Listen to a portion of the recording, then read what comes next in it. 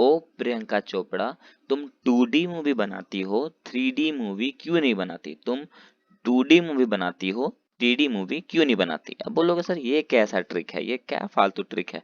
देखो अब मैं बताता हूँ इसका नाम, है ना, इसका नाम मैं बताता हूँ।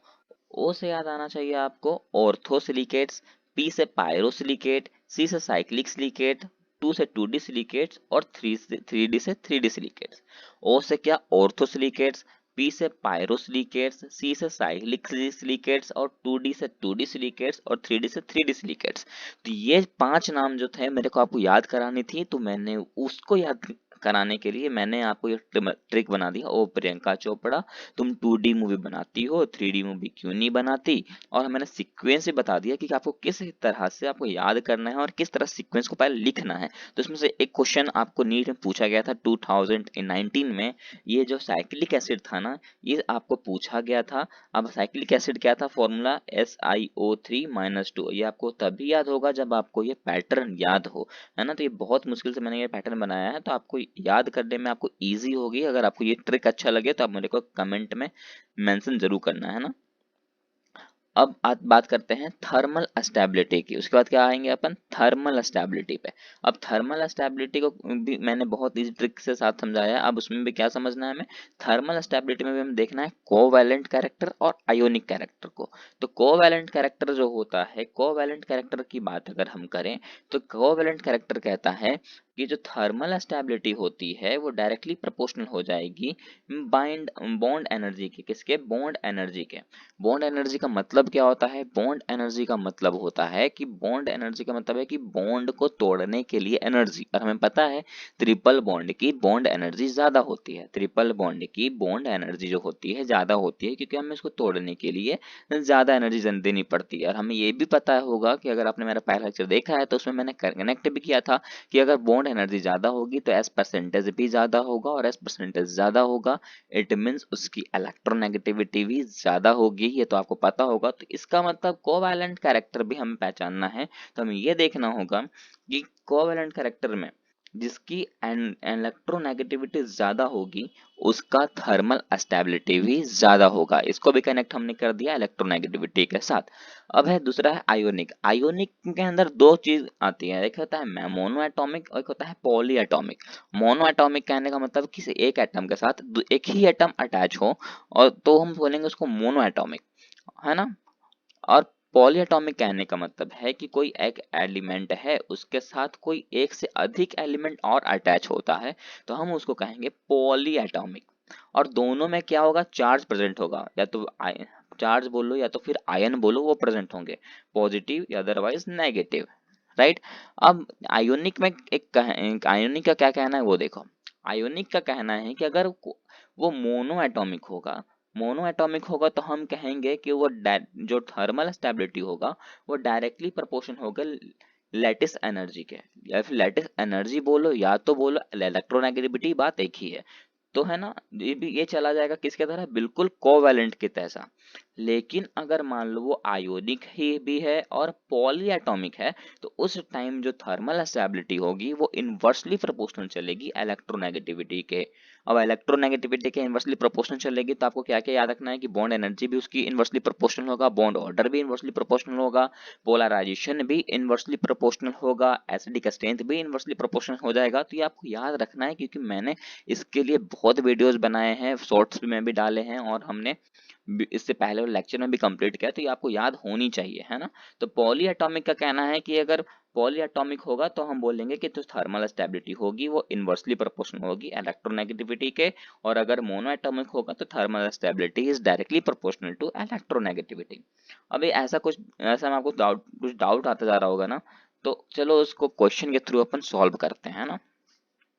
क्वेश्चन मैंने दिया है, क्या क्या लिया है मैंने? HF, Cl, Br और HI। क्या लिया है?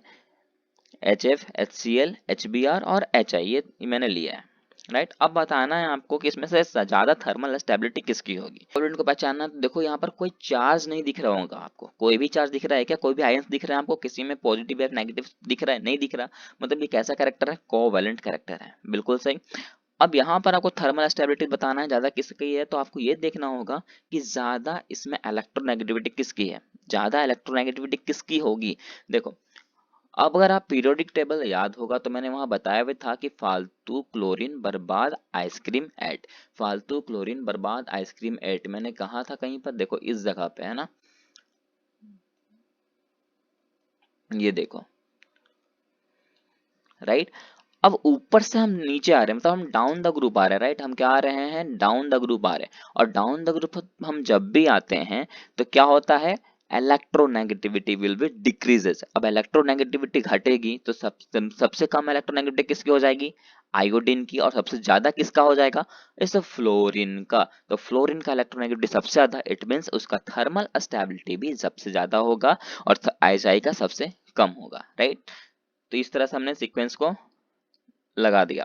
अब दूसरा क्वेश्चन है NH3 PPH3 ASH3 and SbH3। अब इसमें भी आपको देखना क्या है, इसमें भी देखो कि इलेक्ट्रोनेगेटिविटी ज्यादा किसकी होगी। देखो अब इसके यहाँ पर है नाइट्रोजन फोस्फोरस एज सब भी, नाइट्रोजन फोस्फोरस एज सब भी। तो देखो ऊपर से नीचे आ रहे हैं, it means electronegativity will be decreases. ऊपर से नीचे आ रहा है तो इलेक्ट्रोनेगेटिविटी घट रही है, इट मींस Sb की सबसे कम इलेक्ट्रोनेगेटिविटी और नाइट्रोजन का सबसे ज्यादा इलेक्ट्रोनेगेटिविटी होगा। तो इस तरह से सीक्वेंस हो जाएगा। कोई भी दिक्कत हुई क्या इसमें थर्मल स्टेबिलिटी को बताने में, कोई भी दिक्कत नहीं हुई, राइट। तो कोवेलेंट में भी कोई दिक्कत नहीं, तो आयोनिक में भी कोई भी प्रॉब्लम नहीं आएगी। अब आयोनिक में आपको बस ये ध्यान रखना है कि कौन मोनो एटॉमिक है और कौन पॉली एटॉमिक है, राइट। अब देखो यहाँ आयोनिक के एग्जांपल में देता हूँ, LiH NaH KH RBH और CSH। अब देखो यहाँ पर आपको बताओ ये आयोनिक है या आयोनिक है कि नहीं है। जब बोलोगे सर ये आयोनिक है, क्योंकि यहाँ पर पॉजिटिव और नेगेटिव हमें दिख रहा है, राइट, एक मतलब चार्ज तो है ना यहाँ पर, बिल्कुल। दूसरी बात, यहाँ पर भी अगर आयोनिक है तो बताओ ये मोनो एटॉमिक है या पॉली एटॉमिक है। तो बोलो सर मोनो एटॉमिक है, क्योंकि यहाँ एक एटम के साथ दूसरा एक ही एलिमेंट अटैच है, बाकी नहीं। जैसे कि लिथियम है तो उसके साथ हाइड्रोजन अटैच है, सोडियम है तो इसके साथ भी हाइड्रोजन अटैच है, पोटासियम के साथ हाइड्रोजन अटैच है, रुबिडियम के साथ हाइड्रोजन अटैच है, इस तरह का चलता जा रहा है। तो अब हमें बताना है, तो ये तो मोनो एटॉमिक है तो ये भी क्या होगा, डायरेक्टली प्रोपोर्शनल हो जाएगा इलेक्ट्रोनेगेटिविटी के, राइट। तो देखो यहाँ पर हमें थर्मल स्टेबिलिटी बताना है, तो देखो कि सबसे ज्यादा इलेक्ट्रोनेगेटिविटी किसकी है, सबसे ज्यादा इलेक्ट्रोनेगेटिविटी किसकी, वो देखने के लिए आपको ये याद होना चाहिए, इसका ट्रिक क्या था कि हलीना के रब से फरियाद, क्या था, हलीना के रब से फरियाद, राइट। तो ऊपर से नीचे की ओर आ रहे हैं, it means down the group आ रहे हैं, इलेक्ट्रोनेगेटिविटी डिक्रीज होगा। तो सबसे ज्यादा इलेक्ट्रोनेगेटिविटी हो जाएगा हाइड्रोजन के पास, उसके बाद आएगा लिथियम के पास, उसके बाद सोडियम के पास, उसके बाद रुबिडियम के पास, और उसके बाद अपना CS के पास, राइट। नेक्स्ट क्वेश्चन आप सोल्व करोगे, LiCl है, NaCl है, KCl है, RbCl है, CSCl है। आप इसको सॉल्व करो, इसमें ज्यादा टाइम नहीं लगना चाहिए, बस आप चेक करो कि इसमें इलेक्ट्रोनेगेटिविटी ज्यादा किसकी होगी। तो देखो इसको इलेक्ट्रोनेगेटिविटी याद रखनी है तो कुछ भी नहीं है, ये भी वही है, हलीना के रब से फरियाद वाला ही ट्रिक लगाना है आपको। लिथियम है, सोडियम है ना, पोटासियम है, तो इस पर से नीचे आ रहे हैं तो सिंपल सी बात है, लिथियम के पास इसमें सबसे ज्यादा इलेक्ट्रोनेगेटिविटी है, और यहाँ पर हमारा Cl जो Ca है, CS है, उसमें सबसे कम है। तो इस तरह से सीक्वेंस बन जाएगा, राइट। अब तो यहाँ पर तो कोई दिक्कत नहीं होनी चाहिए, इस तरह क्वेश्चन अगर आएगा एग्जाम में तो आप सॉल्व कर सकते हो। अब बात करते हैं पॉली एटॉमिक की। पॉली एटॉमिक आपको देखना है, देखो MgCO3 है, CsCO3 है, SrCO3 है, BaCO3 है, राइट। अब देखो यहाँ देख ही सकते हो कि यहाँ एक एलिमेंट के साथ एक से अधिक एटम अटैच है, राइट। जैसे कि मैग्नीशियम, उसमें कार्बन भी अटैच है और ऑक्सीजन भी है, कैल्शियम है तो उसमें कार्बन भी, यहाँ पर क्या है, कार्बन भी है और ऑक्सीजन भी है, राइट। तो इस तरह का आपको देख सकते हो यहाँ पॉली एटॉमिक है, और पॉली एटॉमिक में हमने कहा था कि जो थर्मल स्टेबिलिटी होती है वो इनवर्सली प्रोपोर्शनल हो जाती है इलेक्ट्रोनेगेटिविटी के। तो यहाँ पर भी आप क्या चेक करो, इलेक्ट्रोनेगेटिविटी चेक करो, या तो आप चेक करो एटॉमिक साइज, क्योंकि हमने कहा है एटॉमिक साइज जो होता है वो डायरेक्टली इनवर्सली प्रोपोर्शनल होता है इलेक्ट्रोनेगेटिविटी पे, पर मैं ये है कि आपको बताऊंगा कि आप सिर्फ इलेक्ट्रोनेगेटिविटी को चेक करो, रिजल्ट ऑटोमेटिकली सही आएगा। देखो यहाँ क्या है, मैग्नीशियम है, फिर कैल्शियम है, ये सब है ना। तो मैग्नीशियम है यार, कैल्शियम है, ये देखो ये रहा, बेटा मांगे कार स्कूटर बाप राजी, ये कुछ ट्रिक है आपको, ये मैंने बताया था। तो ऊपर से नीचे की ओर आ रहे हैं, डाउन द ग्रुप आ रहे हैं, तो डाउन द ग्रुप आएंगे तो हमें पता चलेगा इलेक्ट्रोनेगेटिविटी घट रही है, और सबसे कम इलेक्ट्रोनेगेटिविटी होगी इस बी ए के पास। किसके पास? इस बी ए के पास। अगर इसकी इलेक्ट्रोनेगेटिविटी कम है, इलेक्ट्रोनेगेटिविटी कम है, तो होना तो चाहिए था कि इसका थर्मल स्टेबिलिटी भी कम हो, पर ये क्या है, पॉली एटॉमिक है। और अगर पॉली एटॉमिक है ना, तो पॉली एटॉमिक के लिए क्या था, इनवर्सली प्रोपोर्शनल। तो मतलब कि इसका इलेक्ट्रोनेगेटिविटी तो कम होगा बीए का, पर इसका थर्मल स्टेबिलिटी इसमें ज्यादा होगा। राइट। और सेकंड क्वेश्चन आप खुद सॉल्व करोगे, LiNO3 NaNO3 KNO3 RbNO3 CsNO3। ये भी बहुत सिंपल है, कुछ भी नहीं किया हमने, ऊपर से इसका इलेक्ट्रोनेगेटिविटी चेक करो और उसका इनवर्सली प्रोपोर्शनल कर दो। जैसे लिथियम है, फिर सोडियम है, हलीना के रब से फरियाद है ना, हलीना के रब से फरियाद, ये वाला ट्रिक लगाना है। ऊपर से नीचे आ रहे हैं, इलेक्ट्रोनेगेटिविटी घट रही है, जिसकी इलेक्ट्रोनेगेटिविटी कम होगी उसकी थर्मल स्टेबिलिटी ज्यादा होगी। कुछ भी हमने नहीं किया, बहुत इजी से हमने ये भी कंप्लीट कर लिया। अब बात करते हैं डाइनाइट्रोजन की। डाइनाइट्रोजन को हम लिखेंगे किससे लिखते हैं, N2 के साथ। राइट, किससे लिखते हैं, N2 के साथ लिख देते हैं। राइट। अब ये डाइनाइट्रोजन है ना, इसमें हमें दो फेज को पढ़ना है। पहला है प्रिपरेशन फेज, दूसरा है हमें रिएक्शन फेज। पहला क्या पढ़ना है हमें, प्रिपरेशन फेज, और दूसरा हमें पढ़ना है रिएक्शन फेज। अब बोलोगे सर ऐसा क्यों, इसको भी मैं एक ट्रिक बताता हूँ। देखो, हम लोग कभी घर में रोटी तो बनाते ही होंगे। अब रोटी अगर हम बनाते हैं तो उसके लिए क्या क्या चाहिए, पहले तो हम इकट्ठा करते हैं, राइट। जैसे वाटर चाहिए, उसके लिए आटा चाहिए, है ना। आटा में हम इसको मिक्स करते हैं, फिर रिएक्शंस होता है, उसके बाद ही तो प्रोडक्ट बनता है, राइट। इट मीन्स हमने क्या किया, पहले तो सामान जो भी इसमें उसके लिए सामान चाहिए था वो हमने प्रिपेयर किया, उसके बाद उसमें क्या किया, वाटर डाला, तो उसमें कुछ रिएक्शंस हुए, और रिएक्शंस होने के बाद हमें फाइनली रोटी मिलता है। इट मींस प्रोडक्ट बाद में बनता है। तो डाई नाइट्रोजन के साथ भी उसी तरह करना है, पहले हमें उसको प्रिपेयर करना होगा कि पहले नाइट्रोजन N2 बनेगा कैसे, और बनने के बाद उसके बाद कुछ रिएक्शन अपन करके देखेंगे, रिएक्शन करने के बाद क्या प्रोडक्ट बनता है वो हमें चेक करना है। तो पहला आपको मैं एग्जांपल देता हूँ यहाँ पर, NH4Cl प्लस NaNO2। अब जब हम NH4Cl और प्लस NaNO2 को जब हम मिलाएंगे तो रिएक्शन तो होगा ही होगा। अब रिएक्शन क्या होगा वो देखो, प्रिपरेशन हम कर रहे हैं, अब प्रिपेयर करना है हमें क्या, N2 को प्रिपेयर करना है। N2 हमें किसी भी हाल में चाहिए, डाई नाइट्रोजन हमें किसी भी हाल में चाहिए। तो अब डाई नाइट्रोजन अगर चाहिए हमें, तो इस रिएक्शन में क्या करो, इस रिएक्शन में हमें क्या करना पड़ेगा, जितने भी वाटर मॉलिक्यूल हैं, जितने भी वाटर मॉलिक्यूल हैं उसको हटाना पड़ेगा। तो वाटर मॉलिक्यूल को हटाने के लिए अपन क्या करेंगे, उसको हीट करेंगे, हीट देंगे तो जितने भी वाटर मॉलिक्यूल होंगे वो हट जाएंगे। जैसे कि NH4Cl है और यहाँ NaNO2 था, तो यहाँ H4 और यहाँ O2 कहाँ चला जाएगा, बाहर चला जाएगा। अब H4 और O2 बाहर चला जाएगा, और हमें पता है वाटर का फॉर्मूला क्या होता है, H2O होता है, मतलब 2 mole of hydrogen and 1 mole of oxygen, right. तो यहाँ क्या हो जाएगा, यहाँ दो दो मॉलिक्यूल ऑफ वाटर बाहर चले जाएंगे, 2H2O बाहर चला जाएगा, राइट। डायरेक्शन तो समझ आ रहा होगा आपको, अगर नहीं आ रहा तो मैं फिर से बोलूंगा कि अगर नहीं आता है तो आप मेरे को कमेंट करना, मैं उसके लिए अलग से वीडियो जरूर बनाऊंगा, ओके। अब देखो, यहाँ रिएक्शन कर लिया अपन ने, अब यहाँ उसके बाद बचा क्या, अब यहाँ बचेगा NCl और यहाँ बचेगा NaN, राइट। तो ये यहाँ नाइट्रोजन, एक ये नाइट्रोजन, दोनों जब मिल जाएंगे तो कंबाइन हो जाएगा, तो क्या बन जाएगा, N2 बन जाएगा, जो कि चला जाएगा बाहर। और यहाँ जो ये क्या है, Na है, ये रहा Cl, तो ये दोनों आपस में टच हो जाएंगे, तो बन जाएगा NaCl, और N2 बाहर चला जाएगा। इट मीन्स हमने क्या कर लिया, N2 का प्रिपरेशन कर लिया। तो यही है हमारा प्रिपरेशन फेज, राइट। यही था हमारा प्रिपरेशन फेज। यहाँ पर आपको कोई दिक्कत तो नहीं हुई होगी, मेरे हिसाब से तो कोई भी यहाँ दिक्कत नहीं होनी चाहिए आपको। अगर फिर भी कोई दिक्कत होती है तो मेरे को कमेंट जरूर कर देना, ओके।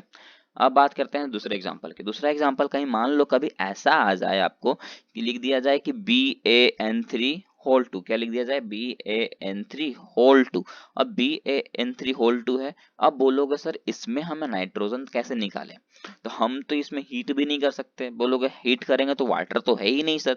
तो वाटर अगर नहीं हो, इस ऐसा रिएक्शन है जहाँ पर वाटर हो ही ना, मतलब हाइड्रोजन भी ना हो और ऑक्सीजन भी ना हो, तो हम इस तरह में कैसे फाइंड आउट करेंगे कि इसमें बनेगा कि नहीं बनेगा। तो इसके लिए मैं ट्रिक बताता हूँ कि ये जो BaN3 है ना, ये एक एक्सेप्शन है।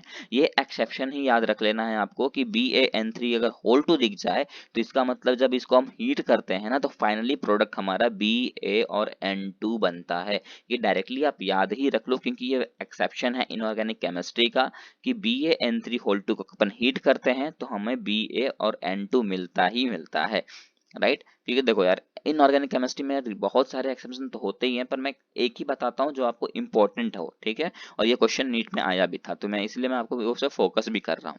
तो ये हमारा प्रिपरेशन फेज तो कंप्लीट हो गया। अब आते हैं रिएक्शन फेज में। अब हम रिएक्शन कराएंगे, जो भी हमने प्रिपरेशन किया, जैसे N2 का भी प्रिपरेशन कर लिया, अब उसको रिएक्शन करवाएंगे किसी दूसरे के साथ।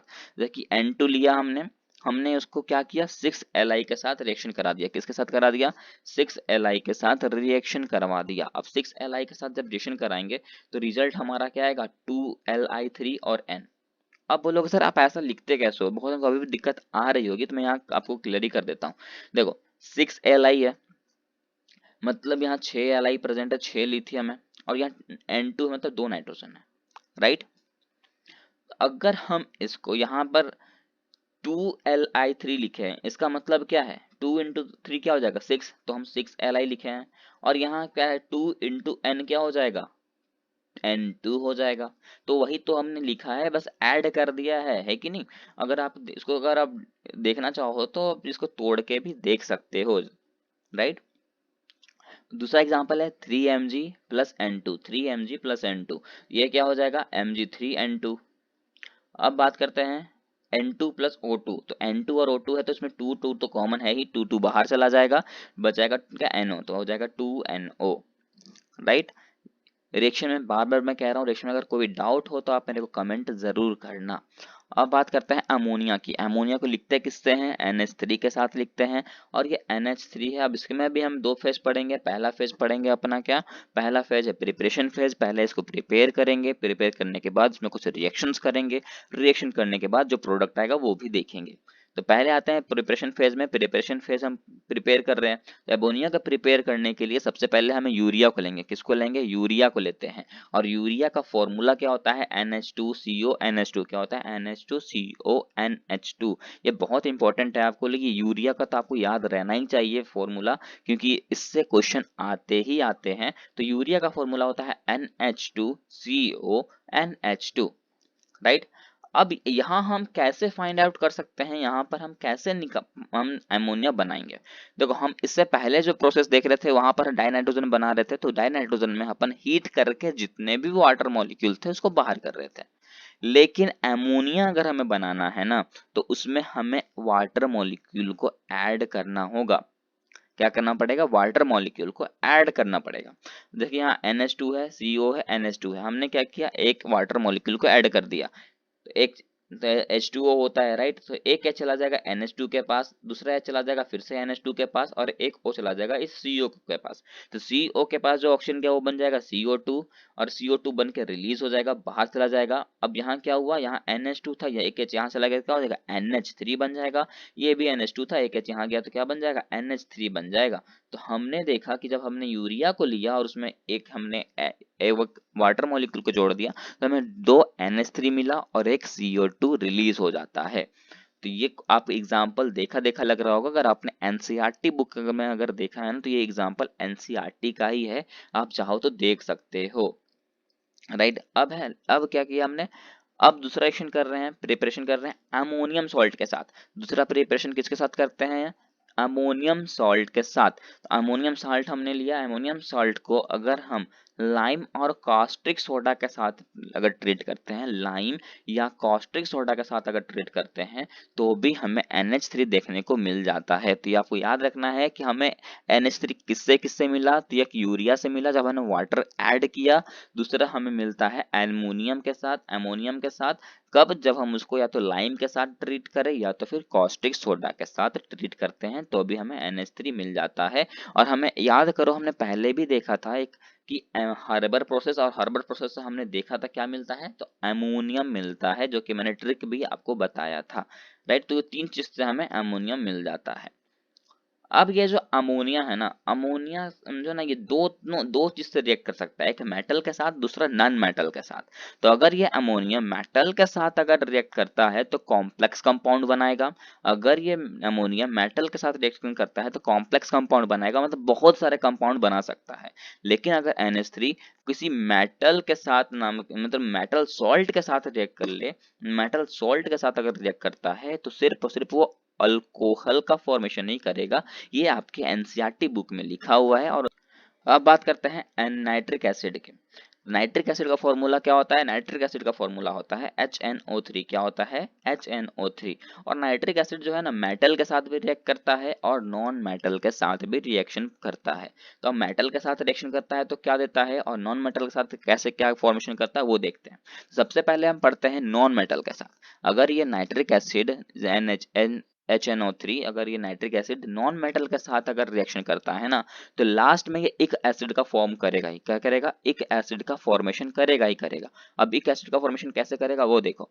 जैसे कि ये है, क्या कर लो, नॉन मेटल है, हमने लिया है तीन, क्या क्या लिया है, आयोडीन लिया है, सल्फर लिया है और फास्फोरस लिया है, राइट। तो I2 लिया हमने, I2 को लिया और हमने HNO3 के साथ ट्रीट कर दिया। तो जैसे हमने उसके साथ ट्रीट किया तो ये क्या हो जाएगा, ये बन जाएगा आयोडिक एसिड HiO3। क्या हो जाएगा? HiO3। क्या बन जाएगा? HiO3 बन जाएगा, राइट। कुछ भी हमने नहीं किया, नाइट्रोजन रिप्लेस हो गया और क्या हो गया, जो भी हमने नॉन मेटल लिया था वो ऐड हो गया। इसमें एक चीज यहाँ पर ये याद ही रखना कि नाइट्रोजन जो होता है वो रिप्लेस हो जाता है, राइट।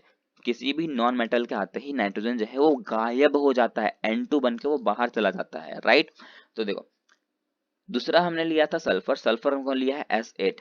S8 के साथ जब रिएक्शन कराया हमने नाइट्रिक एसिड का तो बन गया वो सल्फ्यूरिक एसिड H2SO4। इसी तरह कोई भी नॉन मेटल अगर आएगा ना, नॉन मेटल, तो उसके साथ अगर हम इसको ट्रीट करेंगे तो वो क्या करेगा, एक एसिड का फॉर्मेशन ही करेगा। अब बोलोगे सर ये नॉन मेटल आप याद कैसे रखें, नॉन मेटल के लिए बिल्कुल ट्रिक होनी चाहिए। तो उसके लिए मैं थर्ड वीडियो आप बना रहा हूँ, उसके लिए आपको थोड़ा वेट करना पड़ेगा, 2 दिन के अंदर मैं थर्ड वीडियो अपलोड कर दूंगा। उसमें आपको मेटल्स, नॉन मेटल और मेटलॉइड्स के लिए भी ट्रिक मिल जाएगा, और HCl के लिए कुछ मैंने उसमें डाउट्स बताया है, तो आप उसको भी देख लेना, है ना। आगे बढ़ते हैं। अब हमने तो इसको नॉन मेटल के साथ रिएक्ट करके देख लिया कि हाँ सर एक एसिड तो फॉर्म कर रहा है। अब हम देखते हैं इसको मेटल के साथ रिएक्शन करा के तो उसके साथ क्या फॉर्मेशन करेगा, राइट। हमने लिया है HNO3, अब मेटल के साथ कराते हैं। देखो मेटल के साथ इसकी एक कहानी है ना, मेटल के साथ इसकी एक कहानी है कि ये नोबल मेटल के साथ रिएक्शन नहीं करता।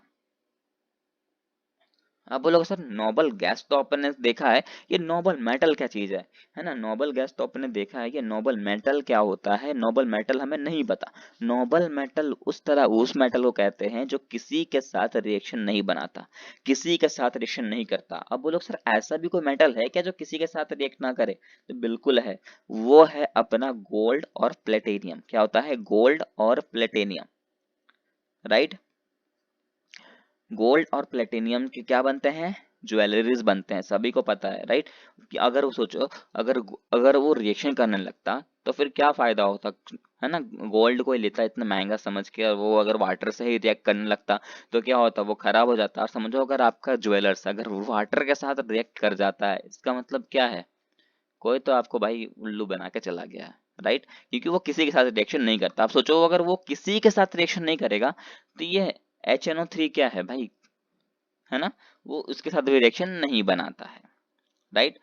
दूसरी बात, do not react with a metal which forms film of oxide, है ना। जो फिल्म ऑफ ऑक्साइड बनाते हैं उसके साथ भी HNO3 रिएक्शन नहीं करता है। अब वैसे कौन कौन से मेटल हैं? वो मेटल है हमारा एल्यूमिनियम एंड क्रोमियम, एल और Cr, एल और Cr, शॉर्ट में बोलो तो अल्सर, है ना। शॉर्ट में क्या बोलो तो अल्सर, अल्सर एक ट्रिक है। इसके साथ भी HNO3 रिएक्ट नहीं करता है। तो अब बोलोगे सर ये HNO3 रिएक्ट करता तो होगा ना किसी के साथ, तो बोलेंगे हाँ कि बिल्कुल करता है। वो करता है, ज्यादातर रिएक्ट करता है Cu के साथ और Zn के साथ, मतलब कॉपर के साथ और जिंक के साथ। अब बोलोगे सर चलो किसी के साथ तो रिएक्ट करता है तो किस तरह से करता है? अब देखो ये जो जिंक है और ये कॉपर है ना, ये दोनों रिएक्ट करते हैं HNO3 के साथ, लेकिन ये जो नाइट्रिक एसिड है हमारा HNO3, वो दो तरह का फॉर्म में होता है, एक डाइल्यूट और होता है और एक कंसंट्रेटेड होता है। तो ये अगर कॉपर डाइल्यूट HNO3 के साथ रिएक्ट करता है तो कुछ और प्रोडक्ट देगा, और अगर कंसंट्रेटेड HNO3 के साथ रिएक्ट करता है तो कुछ और प्रोडक्ट देगा। जिंक के साथ वही कहानी है, अगर जिंक डाइल्यूट HNO3 के साथ रिएक्ट करता है तो कुछ और प्रोडक्ट आएगा, और अगर कंसंट्रेटेड HNO3 के साथ रिएक्ट करता है तो कुछ और प्रोडक्ट आएगा। अब क्या आएगा वो देखते हैं, है ना।